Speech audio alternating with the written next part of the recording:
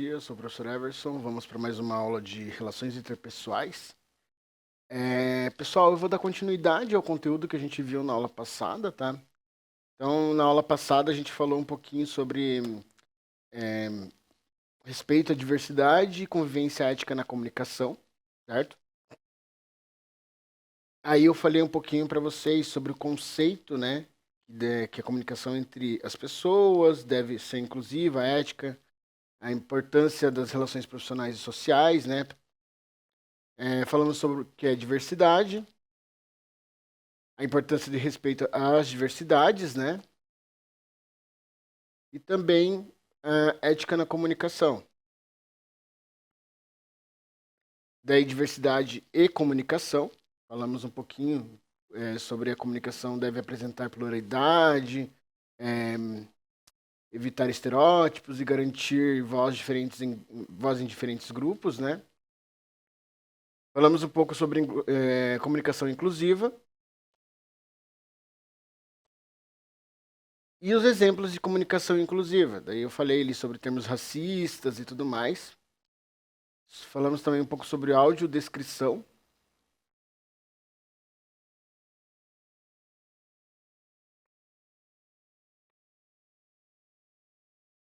E agora eu vou dar continuidade falando um pouco sobre as barreiras à convivência ética. Se não me engano, acho que eu parei aqui. Deixa eu dar uma olhada.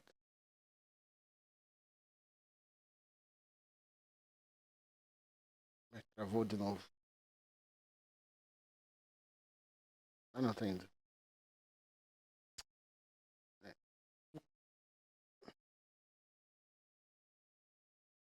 Eu vou retornar dessa parte aqui, barreiras da convivência ética, tá?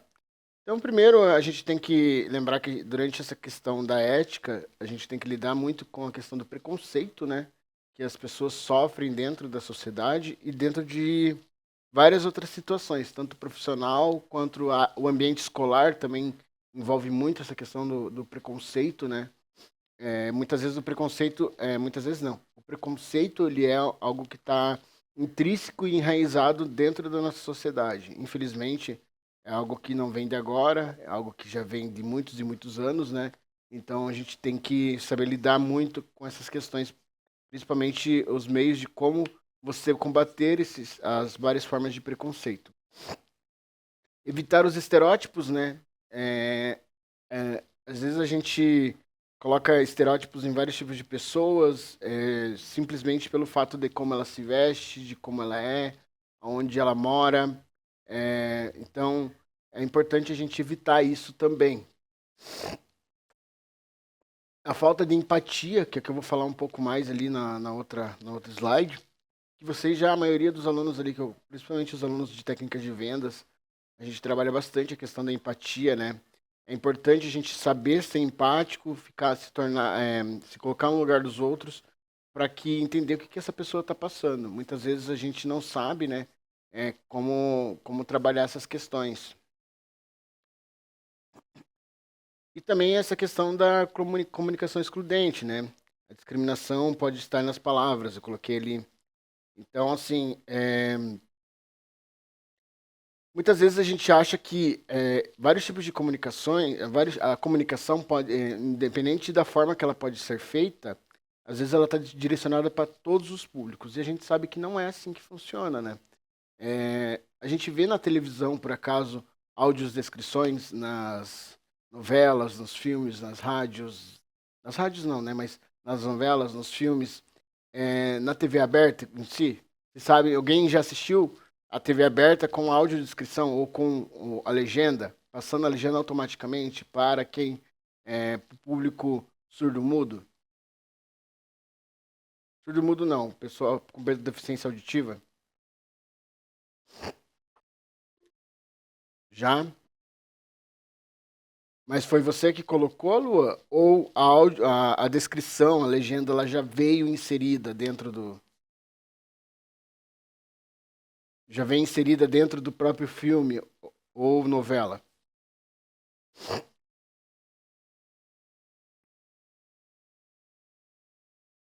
E aí? Mais alguém?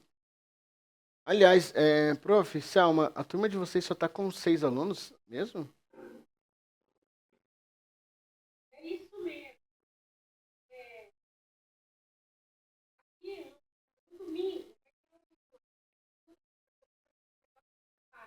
Uhum. Ah, entendi. Não, tudo bem então. Sem problema. Ah, então perfeito. Eu vou finalizar o conteúdo hoje, então, e aí a atividade maior eu vou deixar para passar na próxima aula daí para eles não perderem, tá bom? Imagina. Não sei, professor, no dia eu estava na casa de um parente com deficiência auditiva. Mas então, essa é a questão. Você só vai saber lidar e ver esse tipo de coisa quando você for lidar com, estar próximo ou junto a alguém com algum tipo de deficiência. Então, assim, às vezes a gente não cria aquele movimento de acolhimento, né? De você, a gente mesmo ter a iniciativa de colocar a própria legenda. Por exemplo, as grandes emissoras, né? Eles colocam lá no canto que tem a audiodescrição, mas você tem que colocar a audiodescrição. É, por que que num filme eles já não podem colocar a legenda direto? A gente vê na própria escola, né? A gente não tem esse acolhimento ao público com deficiência auditiva. Tem escola que não tem nem rampa, né, de acesso para outras pessoas. A minha irmã, que é deficiente, quando ela começou a estudar, passou para o ensino fundamental, eu lembro que foi a primeira vez desde quando a escola, eu lembro da escola, assim, num todo, que eles colocaram uma rampa, porque ela precisava subir a entrada da escola, não tinha uma rampa. Então, assim, para vocês verem o quanto que a gente, enquanto Estado, enquanto estrutura, peca nessas questões. O papel da empatia, né? Lembra que eu falei que a empatia é extremamente importante dentro dessas questões da comunicação, de respeito, a diversidade e tudo mais. Então, quando você se coloca no lugar do outro, é importante porque daí você consegue entender a dor do próximo, né? Ter uma escutativa também é importante, você saber lidar e escutar o que as pessoas estão conversando e a compreensão antes da resposta. Isso é importante também, certo? Comunicação não violenta, né? É CNV. É baseada em respeito e empatia. Então, qual que é os passos? Primeiro você observar, depois você sentir e aí necessitar e pedir, né? Sempre evitando julgamentos e acusações. Ética no ambiente de trabalho. é, Também tem essa questão de você ter a convivência. Não sei se alguns de vocês já trabalham aí ou não, mas muitas vezes você pode sofrer vários tipos de assédio dentro do seu local profissional. E isso também envolve essas questões éticas por parte das outras pessoas, né? Principalmente a falta de empatia, o preconceito, o pré-julgamento, né?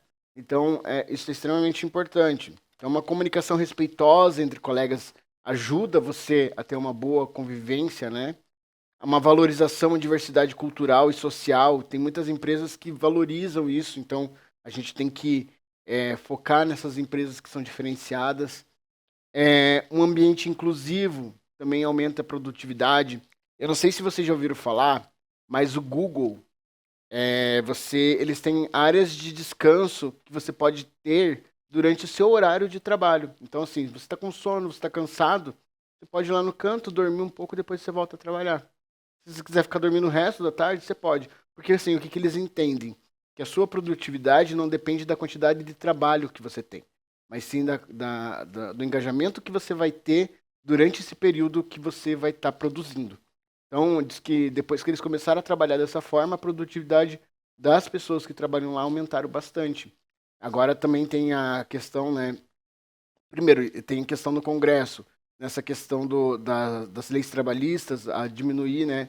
As 6 horas, a escala de 6 horas, tirar. Isso é extremamente importante porque é uma escala extremamente desgastante para o profissional. Mas o que as grandes empresas estão inserindo agora é a semana de 4 dias. Então, ao invés de você trabalhar apenas 5 dias na semana e folgar 2, você trabalharia 4 dias e folgaria 3. Tudo isso para aumentar a produtividade no ambiente de trabalho. Então, para a gente ver o quanto que um profissional descansado, um profissional que é valorizado dentro da empresa, muitas vezes acaba produzindo muito mais do que aquele profissional que você tentar explorar ele ao máximo, né? Aí temos as diversidades nas organizações, então equipes diversas é igual a inovação e criatividade. Então, muitas vezes quando você tem uma equipe que pensa sempre a mesma coisa, todo mundo pensa igual, acaba não saindo coisas diferentes. E muitas vezes as coisas diferentes que são diferencial, principalmente dentro do marketing, né? O diferencial do produto final que você vai estar lançando. Melhoria no clima organizacional também. A pluralidade de ideias é o que da questão, né? É o que tem de diferencial dentro da empresa. É o que tem de diferencial na nossa sociedade também. Impacto positivo na imagem da empresa. Então, quando você tem uma pluralidade de ideias, uma diversidade de pessoas dentro do seu trabalho, a empresa ela tem uma imagem muito mais positiva perante alguns setores da sociedade, né? Eu digo alguns setores porque, como eu falei, o preconceito ainda sempre existe dentro da sociedade, então a gente tem que entender isso. Exemplo prático. Então, aqui eu trouxe alguns exemplos. Empresa que adota campanhas de diversidade. Então, temos aqui a Natura, né? A Ben Jerry. Alguém conhece a Ben Jerry? É um produto que é chocolate não, sorvete, lá dos Estados Unidos. E eles trabalham muito essa questão da diversidade, sabe? E também a Magazine Luiza aqui no Brasil, né?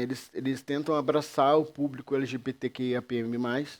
Então, é importante também eles terem essa valorização dentro da sociedade. Comunicação digital e ética. Então, respeito também nas redes sociais, né? Alguém aí já sofreu algum tipo de preconceito nas redes sociais?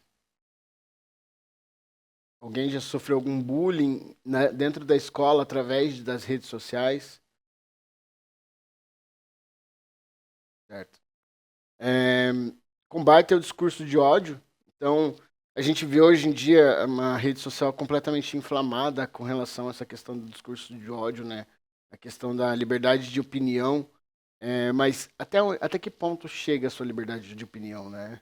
Até o ponto de você conseguir ofender, e desrespeitar outra pessoa. Então, a gente tem que parar para pensar que muitas vezes liberdade de opinião não é isso, né? Liberdade de opinião é você trazer um debate. Exatamente, Camille.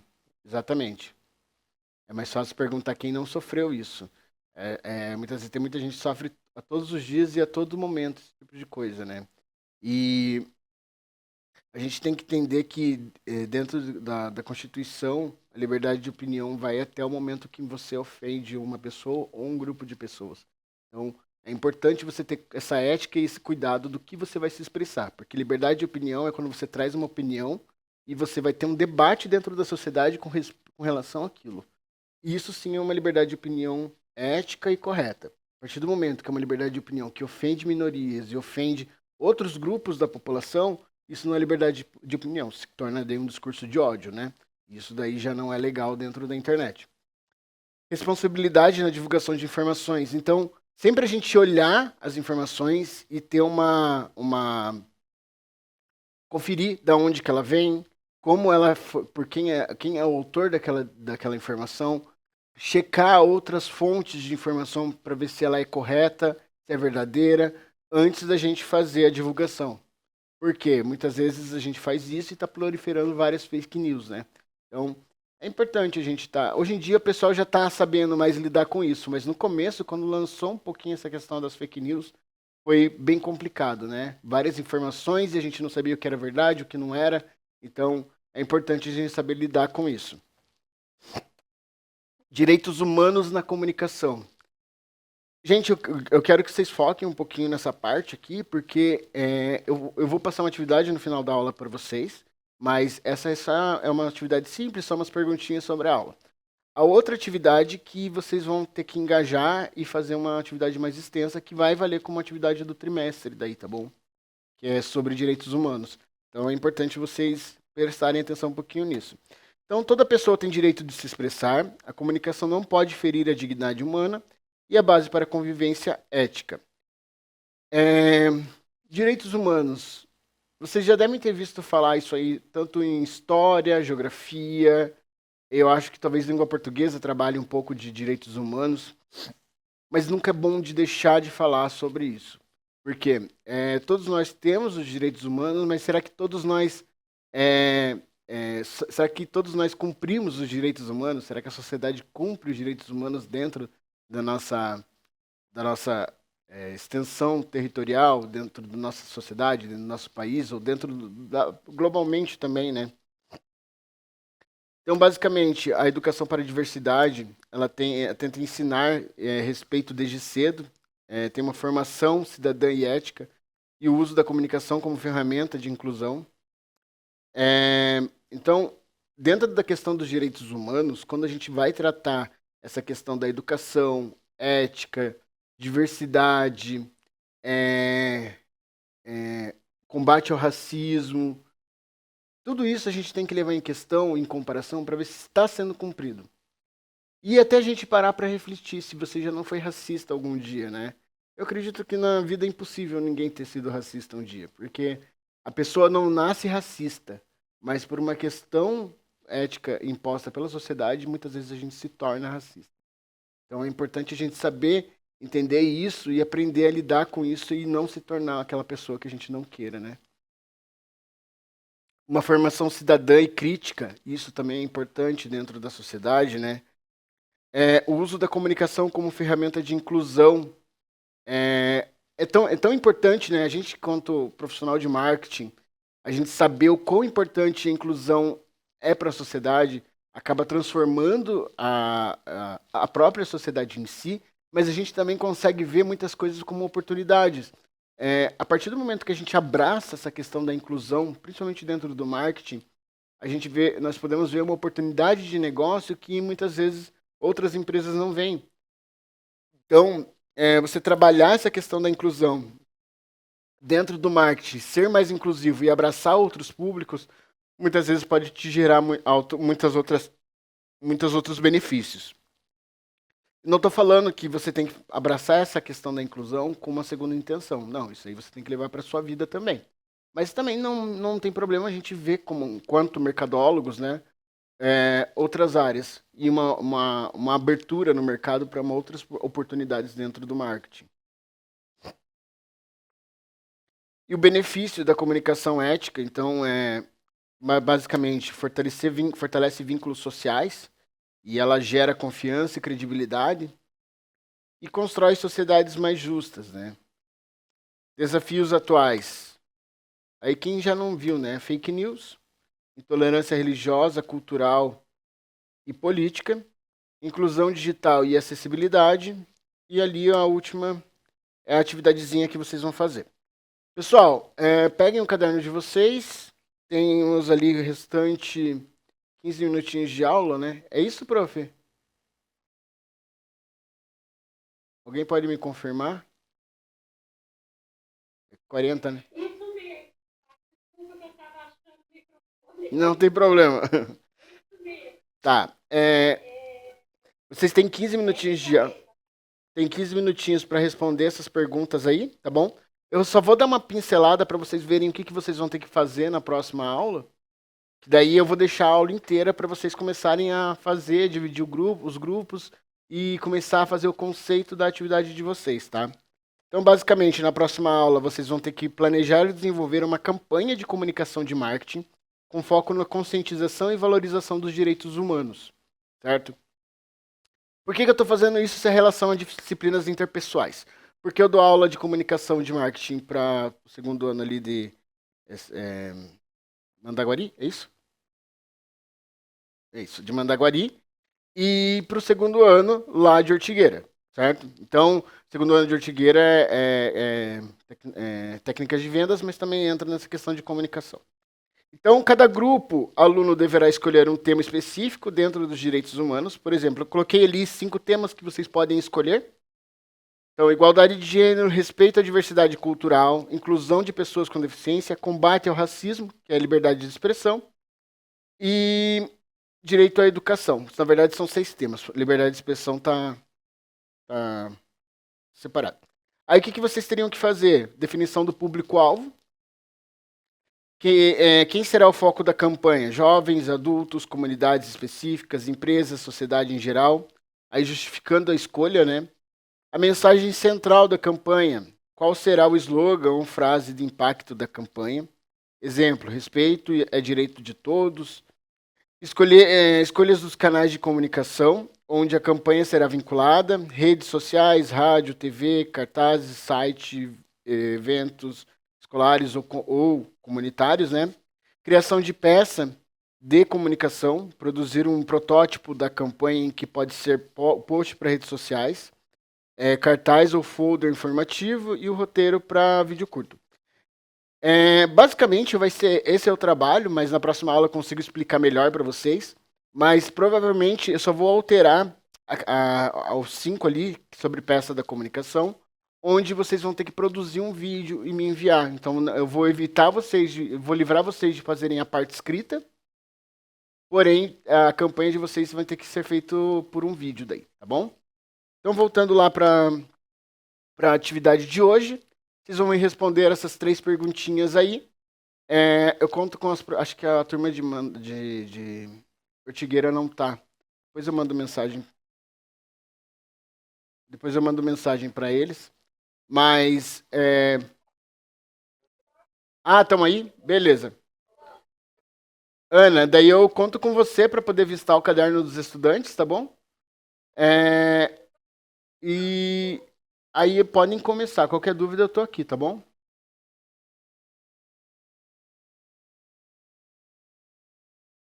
Oi, pessoal.